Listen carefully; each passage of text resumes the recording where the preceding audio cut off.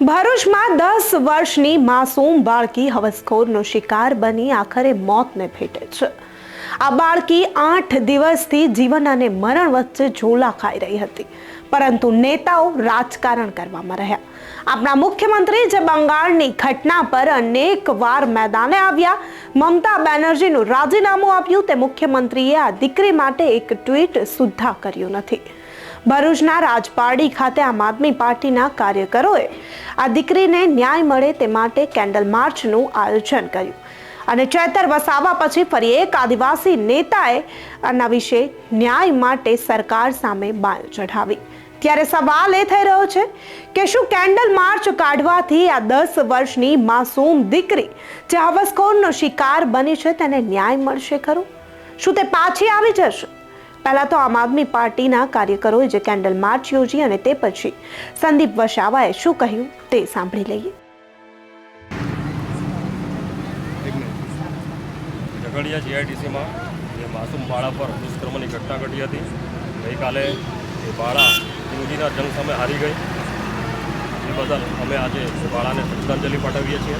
પરમ કૃપાળુ પરમાત્મા તેમની આત્માને શાંતિ આપે, પ્રકૃતિને એવી પ્રાર્થના કરીએ છીએ અને આ જે આરોપી છે એને સખતમાં સખત ફાંસીની સજા થાય એવી માંગ કરીએ છીએ। આજે જ્યારે આ ઘટના ગુજરાતમાં બની છે ત્યારે જે ભાજપના જે ગૃહ રાજ્યમંત્રી છે, જે મુખ્યમંત્રી છે, નહીં આ બાબતમાં કોઈક ટ્વીટ કરેલું કે નહીં કોઈક આ બાબતમાં કોઈક સંવેદનશીલતા દર્શાવી કે નથી કોઈ સહાનુભૂતિ દર્શાવી કે નથી કોઈ લાગણી દર્શાવી। અને અમે કહેવા માગીએ છીએ કે આ ઘટના તમારા ગુજરાત સરકારમાં જ, ભાજપ સરકારમાં જ બનેલી છે। જ્યારે પશ્ચિમ બંગાળમાં આવી કોઈ ઘટના ઘટી હતી અમે વખાણ કરીએ છીએ કે તમે ત્યાં અવાજ ઉઠાવેલો હતો, પરંતુ આજે જ્યારે ગુજરાતમાં આ ઘટના ઘટી છે ત્યારે તમે આની પર પડદો નાખીને અને છુપાવવાનો પ્રયત્ન કરી રહ્યા છો। આજે અમે ગુજરાત સરકારને કહેવા માગીએ છીએ કે આવી ઘટનાઓમાં તરત આવા જે દોષીઓ છે, જે આરોપીઓ છે, એમને તરત ફાંસીની સજા આપવામાં આવે। જો તમે આ કામમાં પણ નિષ્ફળ નીવડતા હોય તો આવા લોકોને પોલીસને સોંપી દો, પોલીસને એન્કાઉન્ટરની પરમિશન આપી દો, કાં તો પ્રજાને સોંપી દો।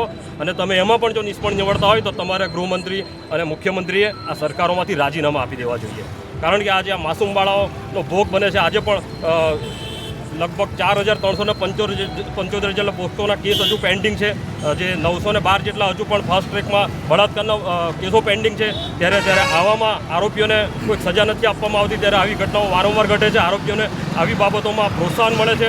હમણાં 2-3 મહિના પહેલાં પણ દાહોદમાં જ્યારે આવી ઘટના ઘટી હતી, જે બીએચપીનો કાર્યકર હતો ગોવિંદ નટ આચાર્ય, એને પણ એક માસૂમ બાળાને પીખી નાખી હતી। પણ આજે પણ એ કેસને જ્યારે ફાસ્ટ ટ્રેક કોર્ટમાં ચલાવવાની વાત હતી, પરંતુ એ માત્ર વાત જ હતી। આજે પણ એ આરોપીને છાવરવામાં આવી રહ્યા છે। પરિણામે આવા આરોપીઓને છાવરવામાં આવે છે, જેના કારણે આવી ઘટનાઓ વારંવાર બને છે। જેથી અમે આજે તંત્રને રજૂઆત કરીએ છીએ કે આવા આરોપીઓને, આવા કેસોને ફાસ્ટ ટ્રાયલ કોર્ટમાં ચલાવીને તરત જાહેરમાં ફાંસીની સજા આપવામાં આવે એવી અમારી માંગણી છે। ગુજરાતમાં એક પછી એક દુષ્કર્મની ઘટનાઓ બનતી રહેશે અને નેતાઓ રાજકારણ કરતા રહેશે।